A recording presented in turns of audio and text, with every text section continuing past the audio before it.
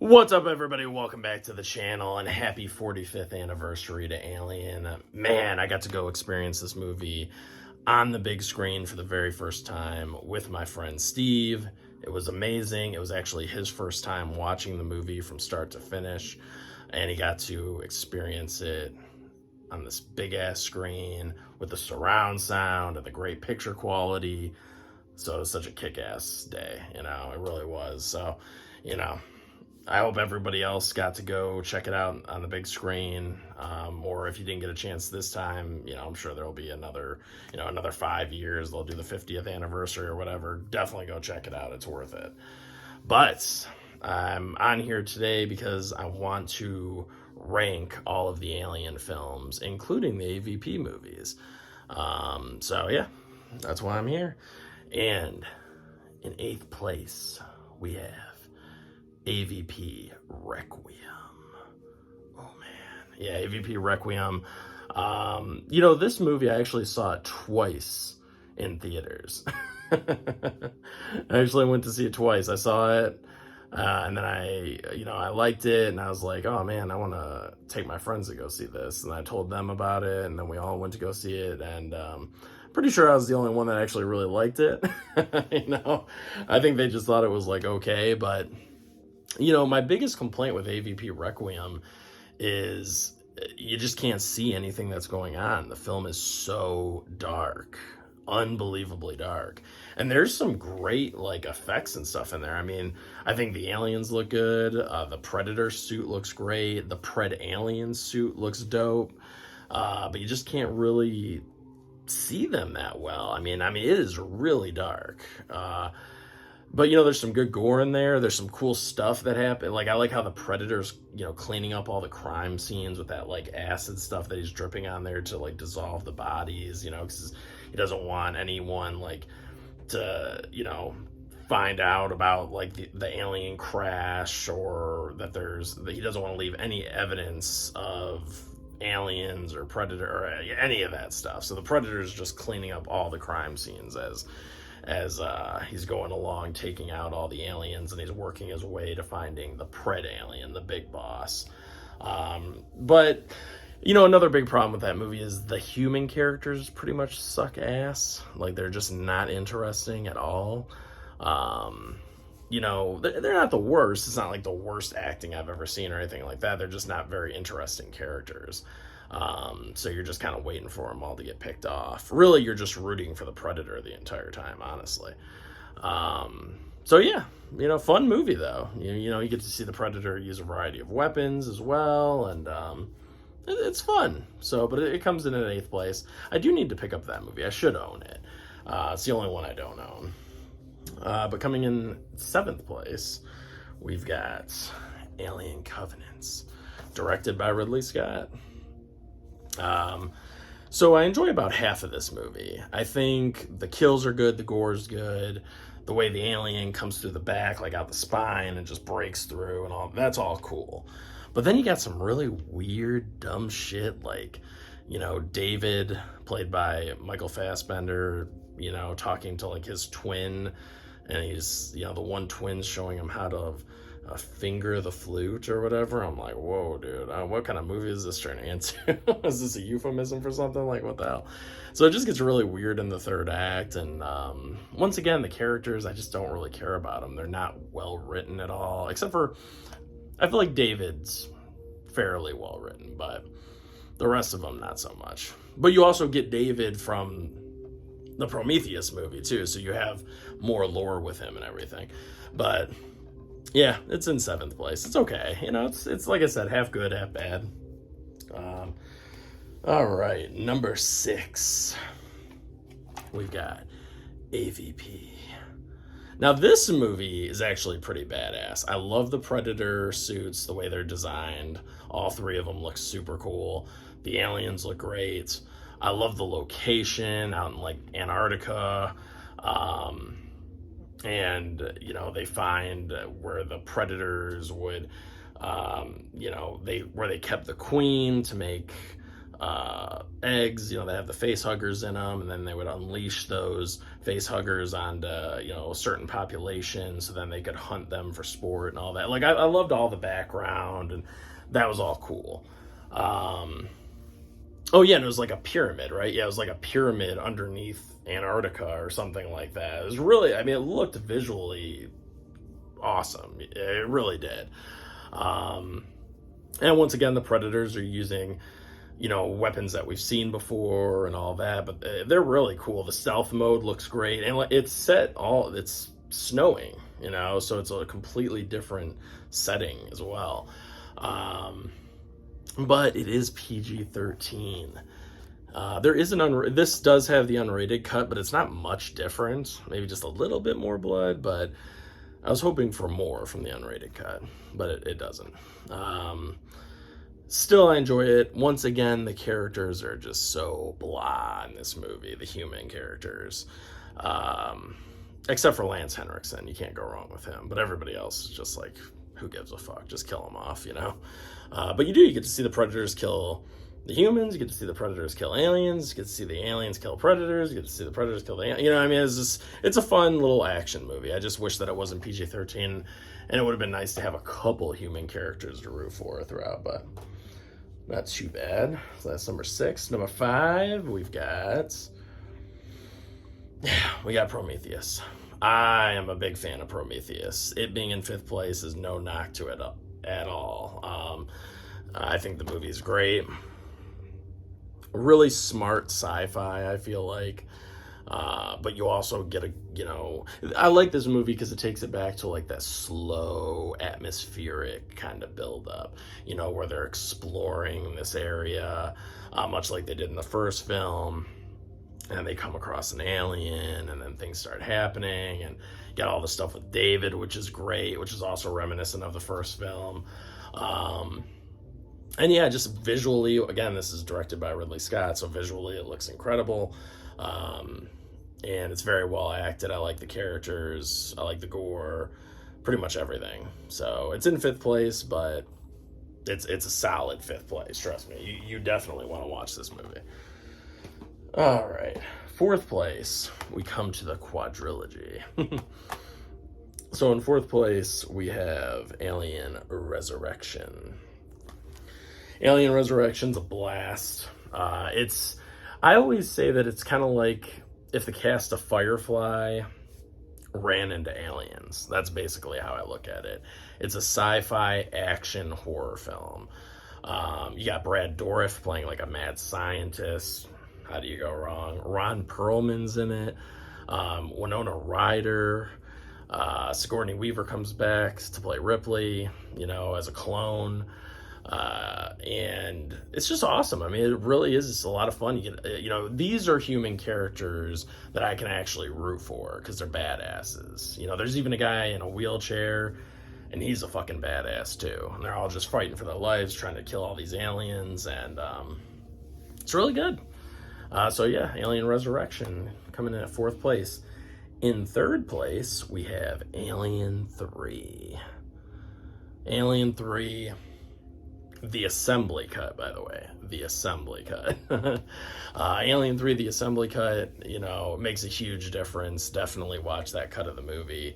There are literal, characters that just kind of disappear in the theatrical cut that get to finish their storyline in the assembly cut, and there are storylines that just don't make sense at all, if you don't watch the assembly cut, because they cut out a lot of the character development and where certain characters go and all that kind of stuff, and there's just way more in the assembly cut. It just fleshes out everything, and I love that about it. It really does. But it's a dark film. It's very bleak. It's directed by David Fincher, who directed Seven and Gone Girl and, all that stuff. So, it's going to be, a very bleak, sad kind of a movie. Very grim. And yeah, but I like that, though, because once again, it leans more into the slow build up, and, Ripley Spoiler alerts, you know, if you haven't seen it, but Ripley just lost Newt and Hicks. They both died, and she, like, you know, crash landed on this planet basically, and a face hugger gets loose, and it attaches itself to this ox thing, and explodes out of that, and then you get this really cool looking alien. Now there is some terrible CGI, I will admit that, but there's also a great looking alien suit as well, which people never talk about, but that thing looks great. And you get some really gory, bloody kills. And like I said, it just ramps up that tension. You're just like, it really is character driven, and it's very emotional and intense. And just watch Alien 3, the assembly cut, please. Just give it another shot. Watch the assembly cut, though. It's very important, because it really does feel like a whole different movie. Even right up to the end. Spoiler alerts again, but, like, you know, I'm not a big fan of the theatrical version where the queen alien, like, bursts out of Ripley's chest. I just think it's a little corny, you know, a little, like, it just doesn't fit the movie. I think it's way better that she just falls and that's it. You don't see, like, the queen alien come out. I would expect that more in a fun movie like Alien Resurrection, which I love, but I would expect it more in that kind of movie, not Alien 3. But yeah, so watch that, definitely. All right, in second place we have Aliens. Aliens. Got them right here. Got the Queen Alien, and we got Ripley in the mech suit. Yep, about to beat this bitch up. Hell yeah. Yeah, but no, Aliens, I mean, what can you say? You know, Aliens is fantastic. The characters are some of the best that you have. Like, that's a big thing with me, because if you noticed, these last, like, my top 5, all have really strong characters, especially the top 4, I would say. All have very strong characters. So yeah, in Aliens, I mean, come on, man. You got Bill Paxton in there. I mean, you just got, like, you got one of the biggest assholes in the world in Burke. I mean, Burke is just such a dickhead, and he plays that character so well. Paul Reiser plays Burke so well. You know, you got Michael Biehn, who's killing it, as he always does, just chewing up the scenery.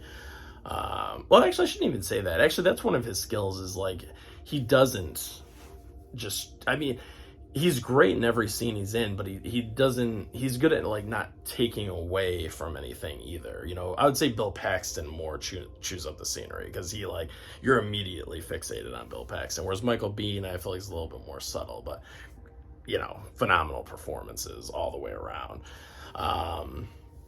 But yeah, you get just more. This is like the action movie. This is the, like, quintessential sci-fi action film. Just a bunch of big burly guys and some badass chicks, obviously, too, like Vasquez. And they're just going in there and blasting these fucking aliens to shreds. And then you have the little thing going off, that beep, beep, beep, beep, the tracker, the alien tracker, and they drop down from the ceiling, and it's a whole thing. And, you know, it's badass. I mean, the whole damn thing's, you know, game over, man, game over. You know, you can't go wrong with Aliens. It's just the dialogue so good, as well as all the characters. And then, like I said, you get this fucking badass third act with Ripley in the mech suit, and you got the alien queen. They're going head to head. Poor Bishop gets fucking ripped to shreds, gets ripped in half. I mean, come on. And it introduces Newt, who's just, like, such a good, you know, character, because it's, you know, Ripley's basically looking at her like a daughter. So you got that personal connection there, because Ripley is a very nurturing, caring woman, but she's also a badass and very smart too. So that leaves us with the movie that I saw today, and that's Alien, and that is my favorite in the franchise.